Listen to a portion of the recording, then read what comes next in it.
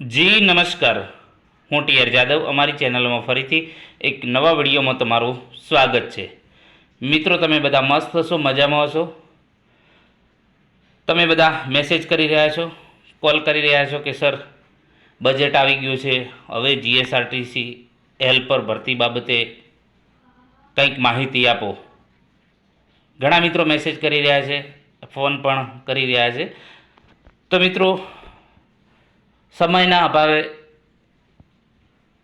Video બનાવવાનો સમય નથી મળ્યો. લાઈવ પણ આવવાનું હતું, પરંતુ હવે આપણે લાઈવ મંગળવારે થઈશું, બરાબર. આજે જે જીએસઆરટીસી હેલ્પર મિકેનિક ભરતી વિશે ચર્ચા કરીશું. જે બજેટમાં શું જોગવાઈ છે એના આધારે આપણે અનુમાન લગાવી શકીએ કે ભરતી આવશે કે નહીં. શું આશા રાખીએ કે તૈયારી કરીએ તો અમુક સમય પછી ભરતી આવી શકે, તો તેના વિશે આપણે અનુમાન લગાવી શકીએ અને તમને એ પ્રમાણે માહિતી આપીએ. તો અહીં તમે જોઈ શકો છો જીએસઆરટીસી હેલ્પર ભરતી અપડેટ 2026 બજેટ 2026-27 પ્રમાણે જે 18 તારીખે બજેટ રજૂ થયું છે, 18/2/2026. તો જીએસઆરટીસીમાં હેલ્પર મિકેનિકની ભરતી આવશે, તો તેના વિશે આ વિડીયોમાં ડિટેલમાં ચર્ચા કરીશું. જો નવા હોય તો ચેનલને સબસ્ક્રાઈબ કરી લેજો, બીજા મિત્રોને શેર પણ કરી દેજો. અને ખાસ મિત્રો, જીએસઆરટીસી હેલ્પરમાં હમણાં ભરતી જાહેર થઈ છે જે દિવ્યાંગ ભાઈઓ બહેનો માટે. દિવ્યાંગ એટલે કે જે મતલબ કે હેન્ડીકેપ છે મિત્રો, મતલબ કે શારીરિક માનસિક જે એમને થોડોક પ્રોબ્લેમ છે, તો એવા કેન્ડિડેટ, તો જે દિવ્યાંગ કેટેગરીમાં આવે છે, તો એ ભાઈઓ બહેનો માટે જે ભરતી જાહેર થઈ છે, તો એના ફોર્મ ભરાવાનું પણ ચાલુ છે. અને એની તૈયારી માટે આપણા જે ચેનલમાં પ્લેલિસ્ટમાં જઈને તમામ વિડીયો જોઈ શકશો. સિલેબસ પ્રમાણે અગાઉની જે હેલ્પરની પરીક્ષામાં તમે જોઈ શકો છો, મોસ્ટ ઓફલી 85+ આપણા જે વિડીયો અને મટીરિયલમાંથી પૂછાયેલું છે. તો ટેલિગ્રામ ચેનલમાં જોડાઈ જજો, અને જે પ્લેલિસ્ટમાં છે તો પ્લેલિસ્ટમાં જઈને તમામ સિલેબસ પ્રમાણે આપણે વિડીયો બનાવેલા છે. તો અને હજુ બીજા પણ વિડીયો બનાવીશું. પ્રેક્ટિસ માટે પેપર સોલ્યુશન પણ 20 જેવા બનાવેલા છે, અને બીજા પણ તમારે પ્રેક્ટિસ માટે બનાવશું, તો એ પણ જોતા રહેજો અને બીજા મિત્રોને પણ શેર કરજો, જેથી કરીને એમનું પણ ભવિષ્યનું જે છે, આવનારા ભવિષ્યમાં જે છે, સરકારી નોકરી મેળવીને પોતાનું સપનું સાકાર કરી શકે. આ જે આપણે વિડીયો પ્લસ જે છે ઓનલાઈન કોર્સ પ્લસ જે મટીરિયલ આપીએ છીએ, તમામ ફ્રીમાં આપીએ છીએ, બરાબર. તો ચેનલને સબસ્ક્રાઈબ કરી લેજો અને બીજા મિત્રોને પણ શેર કરજો. મિત્રો, અહીં જે તમે જોઈ શકો છો કે ગુજરાત સરકાર અંદાજપત્ર એટલે કે જે બજેટ 2026-27 નાણામંત્રી શ્રી કનુભાઈ દેસાઈનું પ્રવચન, બરાબર.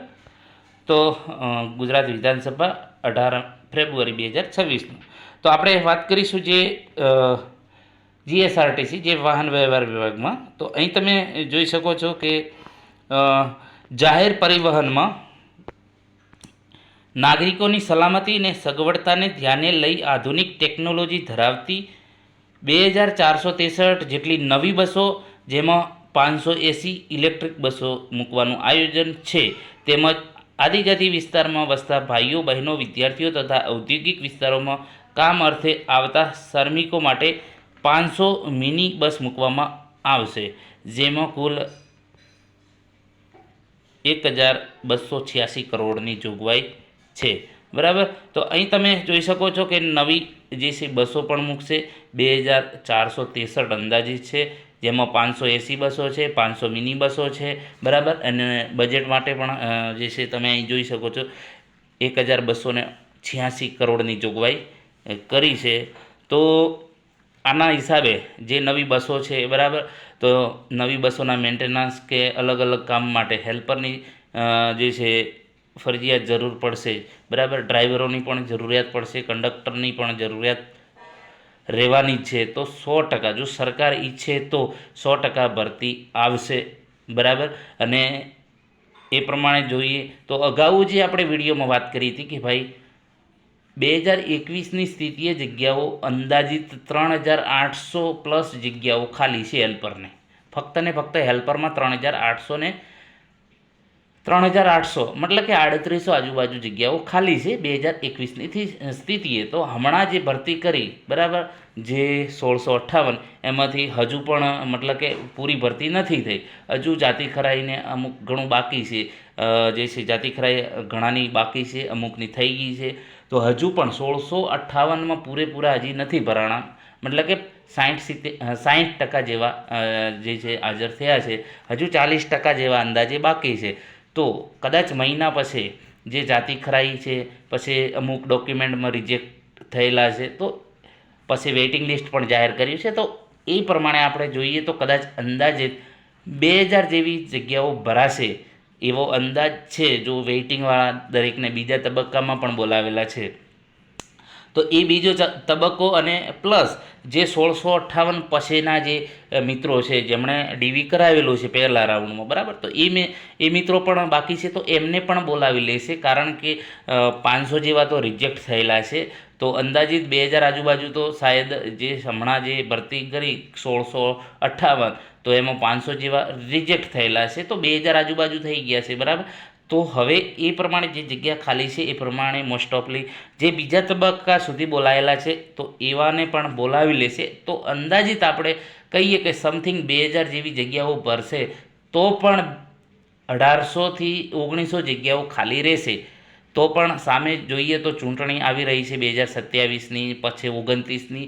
તો સરકાર ઈચ્છે તો ભરતી મતલબ કે આજે છે માર્ચ એપ્રિલમાં જાહેર કરી શકે એવો અંદાજ છે. તો મિત્રો ભરતી ચોક્કસ આવશે, કારણ કે જગ્યાઓ પણ ખાલી છે અને નિવૃત્ત પણ થતા જાય છે. તો ઘણા મિત્રોને જે વાત કરેલી છે, મતલબ કે ઘણા મિત્રો સાથે વાત કરેલી છે જે આપણા હેલ્પરમાં જે હમણાં જે સિલેક્ટ થયેલા છે, તો એ મિત્રોએ પણ વાત કરેલી છે કે જગ્યાઓ ઘણી ખાલી છે.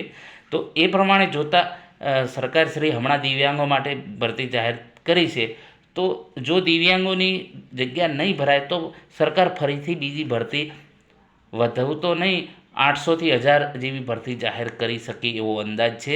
તો મિત્રો જે છે તમે તૈયારી જે કરી રહ્યા છે, તૈયારી ચાલુ રાખજો. અને એ જે તમે તૈયારી કરી રહ્યા છો તો બીજી પરીક્ષામાં પણ કામ આવશે. એટલે જે તમે તૈયારી કરી રહ્યા છો એ ચાલુ રાખજો, મૂકી ન દેતા. કારણ કે મતલબ કે જે તમે તૈયારી કરશો, જે પણ તમે વાંચેલું છે એ બીજી પરીક્ષામાં પણ તમને કામ આવશે. તો હેલ્પરની પરીક્ષા મતલબ કે જે ભરતી છે એ આવી શકે ટૂંક સમયમાં, પરંતુ આપણે કહી શકીએ જલ્દી આવી શકે, પરંતુ એ જે બધું મતલબ કે રાજ્ય સરકાર ઉપર આધાર છે કે એ ભરતી ક્યારે જાહેર કરે.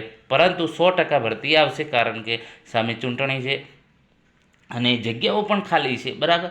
હજુ માંડ 1200 આજુબાજુ અંદાજ એવો છે કે 1200 આજુબાજુ, હજુ 1200ને પણ નથી બોલાવે, અંદાજે 1000 જેવા મતલબ કે સિલેક્ટ, એટલે હજી જાતિ ખરાઈને એવું બધું બાકી છે. અડધાને બોલાવે છે, અડધાને બાકી છે. તો એવા અંદાજિત 1000-1100 જેવા મતલબ કે હાજર થયા છે, હજુ ઘણા બાકી છે. તો એ પ્રમાણે આપણે એક અંદાજ લગાવીએ કે 2000ને શાયદ બોલાવે, જે બીજા તબક્કાનું વેઇટિંગ લિસ્ટ છે બરાબર. તો એ લોકોને પણ બોલાવે તો પણ મતલબ કે 2000 સમથિંગ, તો પણ 1800થી 1900 જગ્યાઓ ખાલી છે. તો આવનારા ટૂંક સમયમાં ભરતી આવી શકે, કારણ કે એ પ્રમાણે જે છે નિવૃત્ત પણ થતા જાય છે બરાબર. અને આ પ્રમાણે જે પ્રમાણે બસો જે નવી આવી છે બરાબર, તો એનું મેન્ટેનન્સ પણ રહેવાનું છે, કામગીરી પણ વધી જવાની છે બરાબર. તો ડ્રાઈવર કંડક્ટરની ભરતી પણ આવી શકે એવું શક્યતા ફૂલ છે બરાબર. તો અહીં પણ તમે જોઈ શકો છો કે જાહેર પરિવહન જે બંદરો અને વાહન વ્યવહાર માટે, તો ટોટલ બંદરો અને વાહન વ્યવહાર વિભાગ માટે કુલ 4314 કરોડની જોગવાઈ કરી છે. વાહન વ્યવહારની વાત કરીશું તો જાહેર પરિવહનમાં નાગરિકોની જે સલામતી અને સગવડતાને ધ્યાને લઈ આધુનિક ટેકનોલોજી ધરાવતી 2963 જેવી નવી બસોની જોગવાઈ કરેલી છે. 1288 કરોડ, જે આપણે વાત કરીએ એ પ્રમાણે જે અહીં તમે જોઈ શકો છો કે રાજ્યમાં વાહન અને લાયસન્સ સંબંધિત પ્રીમિયમ અને એક્સપ્રેસ સેવાઓ અમદાવાદ, સુરત, રાજકોટ તથા વડોદરા ખાતે પૂરી પાડવા પ્રાયોગિક ધોરણે આયોજન છે.